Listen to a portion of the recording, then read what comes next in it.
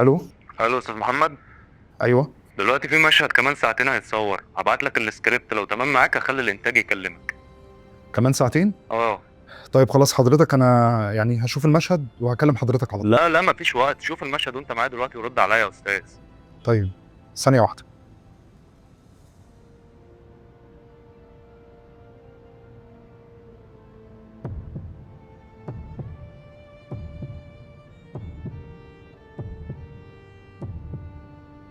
الو. الو.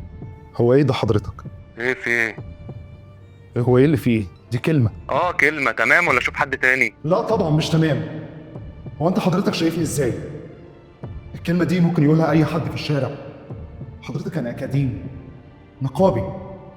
انا بقالي 10 سنين بسعى في مكاتب وفي اعلانات، وطلعت في حاجات صغيرة في مسلسلات، بس مش لدرجة كلمة يعني حضرتك. ده غير كمان ان انا بقالي 15 سنة بشتغل مسرح. اوعى تفكر ان المسرح ده يعني بيدخل لنا فلوس، لا. انا بدفع كل حاجه من جيبي. بدفع الديكور وبدفع الملابس وبدفع حق البروفا، حتى الاكل وكل حاجه بدفعها. ده غير حضرتك يعني ان انا قاعد في القاهره وقاعد لوحدي، بدفع ايجار وحاجات تانية. حضرتك يعني مش متخيل كل يوم لما بروح اهلي بيعملوا معايا ايه.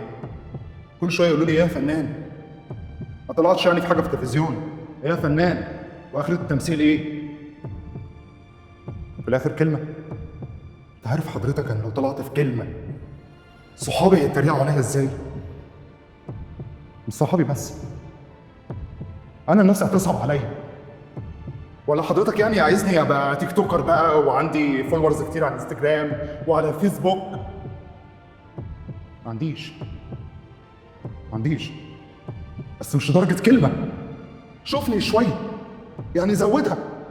خليها مثلا مشهد حلو امثله، خليها جملتين، حاجه اعبر عنها. يعني الكلمه دي اي حد هيقولها، مش فنان. ايه يا استاذ، موافق ولا ايه؟ آه. ايوه. موافق. طبعا موافق.